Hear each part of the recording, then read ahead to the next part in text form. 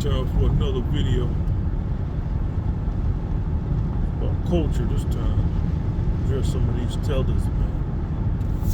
A lot of you guys, man, going on Twitter space, hearing how you guys address FBA and all this, what y'all talk about. A lot of y'all from the diaspora, foreigners and whatnot. You guys lie a lot. Like y'all lie, y'all think. Y'all don't understand, like, to FBA, Foundational Black Americans. Yeah, we lie. You lie. You know, everybody lies, but we don't have a culture of lying, man. Like, I just listening to y'all. Y'all be talking to Tariq Nasheed and some other prominent black speakers, man. Y'all just lie, man. Y'all lie like it's nothing. When I speak and when I had little arguments with Nigerian chicks and whatnot, they lied too. You know, there's a difference between lying and, you know, like it's a difference between lying to try to get away with something, to try to, you know, get yourself out of trouble, versus lying because you believe it. Like a lot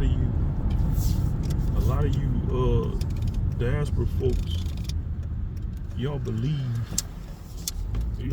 your lies, man. Y'all speak it like y'all believe it. That's why we look at y'all funny, man. We like, man, this chick lying, man. Like, and I, you know, from how I grew up, man, when you lying a lot, dudes gonna call you out on it. Like, man, this nigga lying. Why you lying, man? That's what we gonna say to your face. This nigga lying. You're gonna be kind of ostracized, man. You're not gonna be able to still remain. People gonna just call you a liar, man. That's a bad reputation to have, a liar. A lot of you folk from the diaspora, man, y'all lie, and y'all not ostracized among your own. So y'all continue lying, man. Y'all talk about a glorious, quote unquote, glorious country you fled from is and all that stuff. Yeah, we know it's a shithole country, man. That's why y'all here.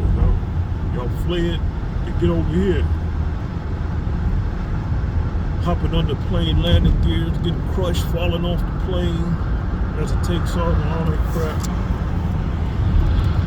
Making makeshift boats and all that stuff.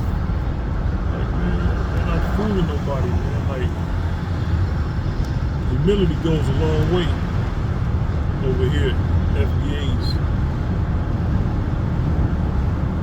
You guys come over here lying, trying to big up the country that y'all ran from. It's not logical. It's not logical to assume that we're gonna think we're telling the truth, man. And some FBAs believe it, you know, naive or young ones, because they romanticize about where y'all come from, you know. Some of them Pan-Africanism and all that stuff. But for the most part, most FBA, Foundational Black Americans, don't believe what you're talking about, especially nowadays. When you say where you come from is such a paradise and all this stuff. You know, we don't have to go there now actually to see it.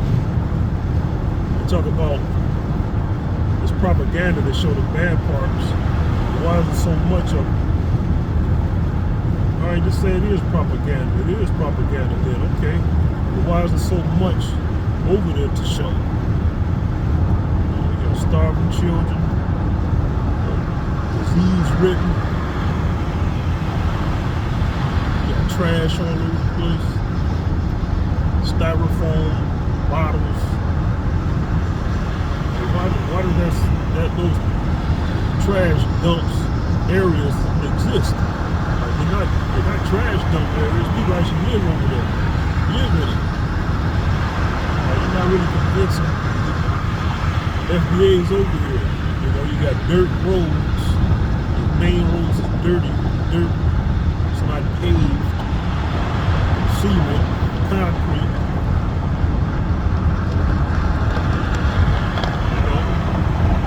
interested enough. If you pave the roads over there where it's hot, in Africa and such, they would last longer. A place like Michigan, where it snows, the roads tend to go bad fast. You got all them rich black folks, as y'all say, which is really a handful. Why they don't do anything, man? Why don't they make their own areas and neighborhoods prosperous? They got so much money. You got some billionaire Africans over there who descended probably from some ancient African kings, some sellouts, and they sold so many people as slaves and stuff and built up some wealth. They probably got some money. They have enough money to actually build towns, prosperous towns. Why they don't do it, man? Like, it takes imagination to build, man. You can't just be rich and wealthy. People say ambition. That's not enough. Ambition is not enough. Ambition is drive, but you need an imagination. You need to be able to sit up and imagine your environment changing before your eyes. You got to see things, futuristic things. You know, you just can't be stuck in imagination, but you need imagination. That's the key to every invention. That's why a lot of people can't invent. They don't have an imagination. You can't just invent knowing math and science. It's how you put things together. You need a prospect idea. You know, for instance, you want to make a plasma beam rifle. You need science, but you also need to envision it, envision the parts, envision the pieces, envision the technology working in a certain way. Then you got to build the science on top of it. You got to put the science, apply the science to it. You know, that's why a lot of people steal ideas, because they don't have an imagination. You need an imagination, and you need to know math and science. But you can't do one without the other. That's why people are like, how did they think of that? I never thought about that. Yeah, because you didn't have no imagination. That's why. But yeah, you know, well, they ain't moving. No science, no nothing. Right.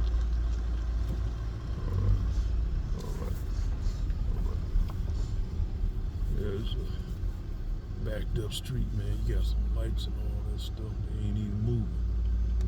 I can't sit here all day. What time is it? Well, I got a couple minutes. They gonna move. They stuck. Got me trapped. These dudes back up.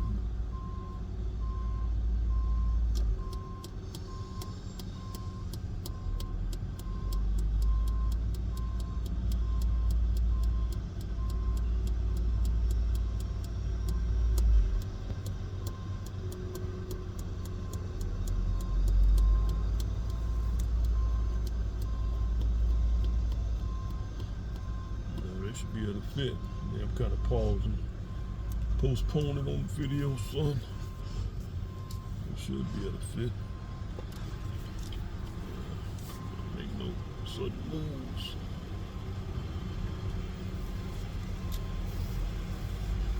They go straight. Everything should be all right.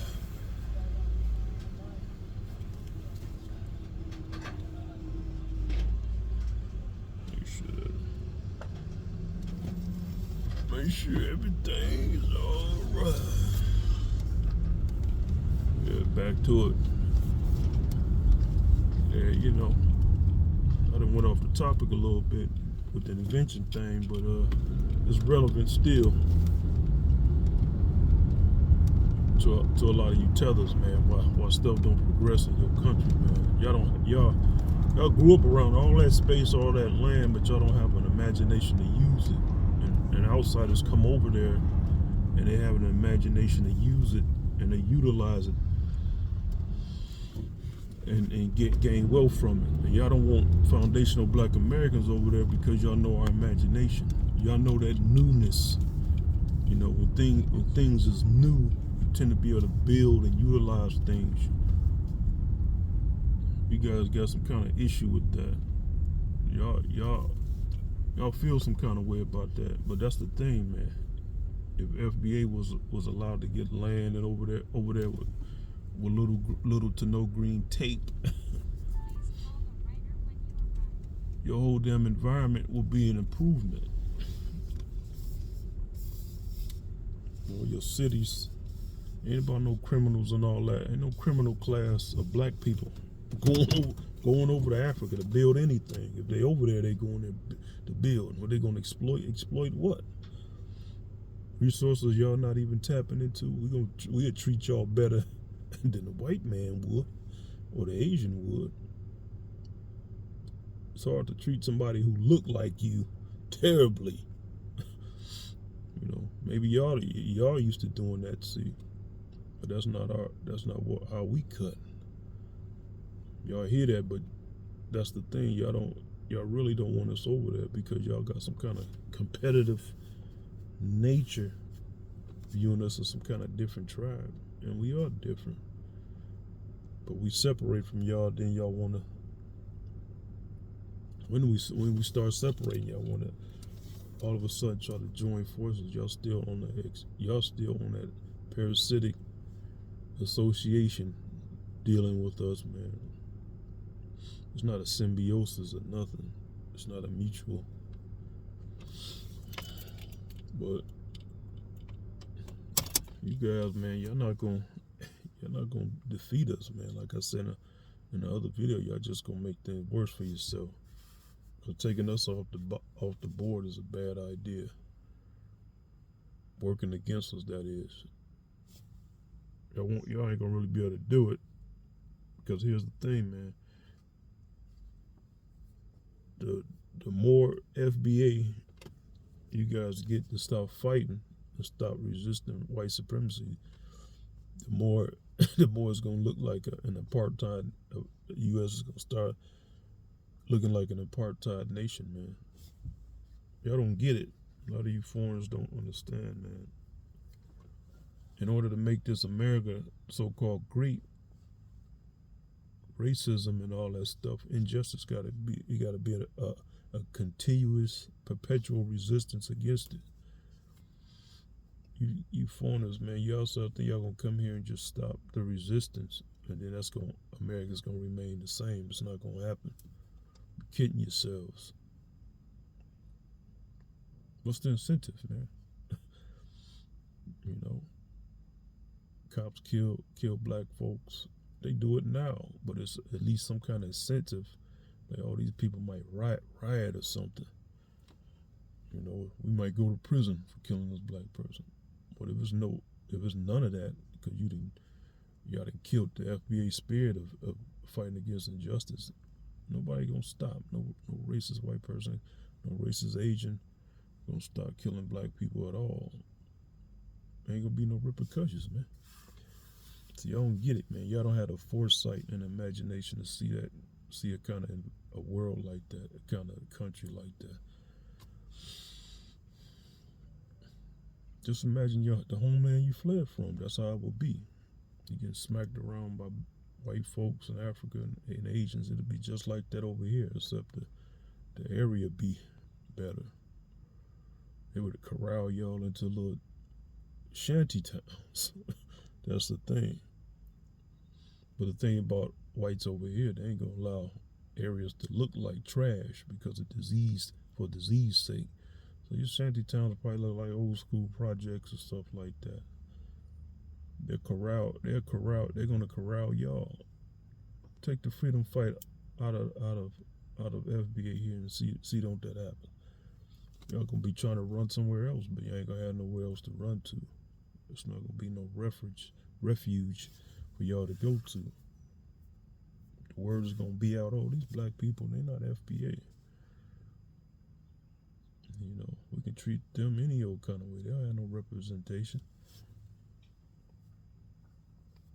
Y'all gonna make fun of Malcolm X, Dr. Martin Luther King, and all that. All our freedom fighters, y'all gonna make them into jokes. The world stops taking them seriously. Stop looking to them for inspiration. It's over for the black race after that. You tethers don't understand that. You dark-skinned, non-FBA tethers don't get it. America is what it is. You can come here and there's some semblance of prosperity for black people because we keep resisting. Stop the resistance, all this stuff is going to go away. What little that it is. Opportunities going to go away. All that stuff. We got to keep and maintain the resistance until white supremacy is gone. Maybe it won't be gone. But the process of resistance is the formula in of itself of the system, of the American system. It's what make America what it is. I'm trying to drill it in y'all head, man. You foreigners don't quite understand. Y'all come over here, y'all get a big head, and y'all start thinking, getting full of yourself, thinking y'all doing something, man. But we the ones doing the fighting. A lot of you foreigners keep your head down. Y'all try to avoid speaking out for whatever reason, because that's not really your culture. You know, even some of y'all born over here now, and grew up and old enough, and as adults, y'all still don't have the fighting spirit in you. Somebody like Godfrey, the comedian, he has it. He been here long enough. He been here in the 60s. You know, his folks, he was born like in the 60s, so he been through that. His family been here long enough to see the racism, to see what it was like, his parents and all that. Even though they might not have been as much a freedom fighter, but they saw it. They couldn't deny it. Jim Crow and all that. But then again, his parents probably didn't even come over here during Jim Crow. They probably came in after the civil rights bills and all that was passed to, end racism, quote unquote, so-called.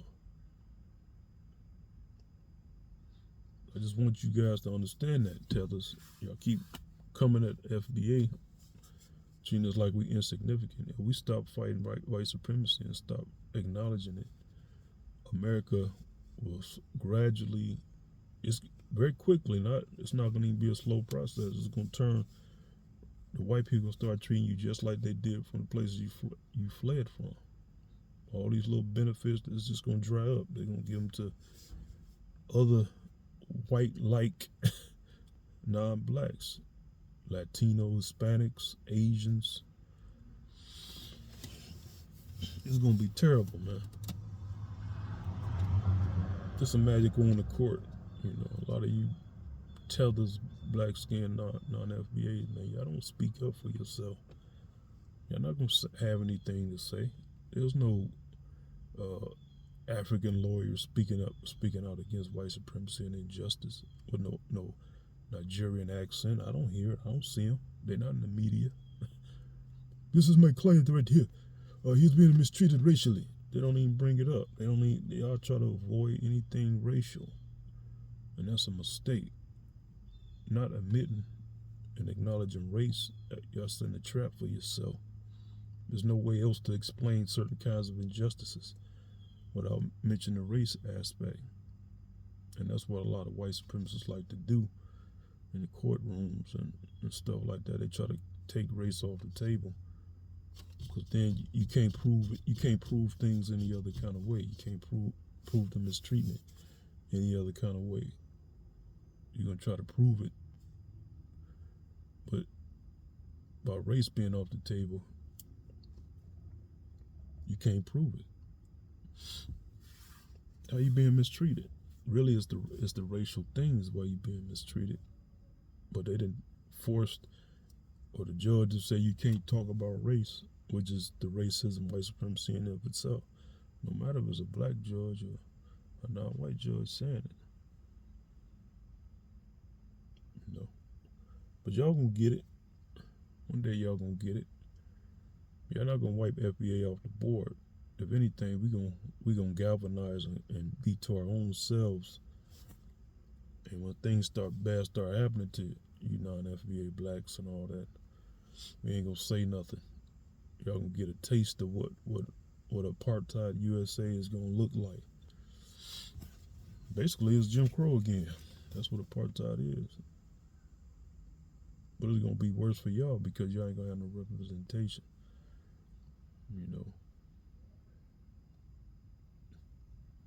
So there that go. All right, folks. To be continued.